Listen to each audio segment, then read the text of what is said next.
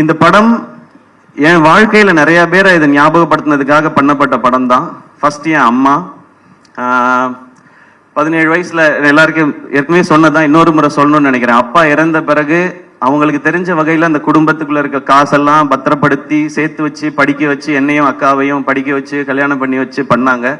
அவங்க எனக்கு இந்த பவுனுத்தாய் தெரிஞ்சாங்க, அம்மா தெரிஞ்சாங்க இதுல.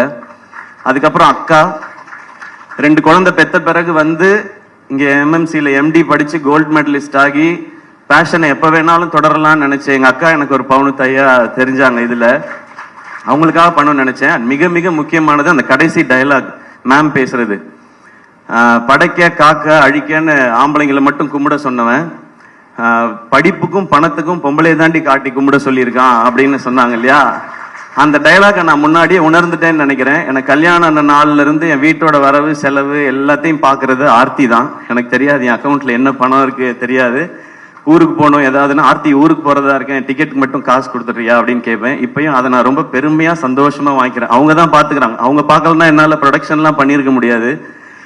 ஸோ ஆர்த்தி அவங்க எனக்கு ஒரு பவுன் தாயா தான் தெரிஞ்சாங்க. இந்த மாதிரி ஒவ்வொரு வீடுகள்லையும் அவங்களுக்கு சின்ன சம்பளமா இருந்தாலும் கொஞ்சம் காசா இருந்தாலும் அதை அங்கங்க சேமிச்சு வச்சோ இல்ல குழந்தைங்களை பார்த்துக்கிட்டோ இப்படி வீட்டுல இருக்கிற ஒவ்வொரு அம்மாக்களுக்கும் அக்காக்களுக்கும் தங்கச்சிகளுக்கும் சகோதரிகளுக்கும் இவங்க எல்லாருக்குமான ட்ரிபியூட்டும் சமர்ப்பணம் தான் இந்த தாய்க்கிழவி படமும் இந்த வெற்றியும். Arabian garden seafood restaurant, where taste meets elegance.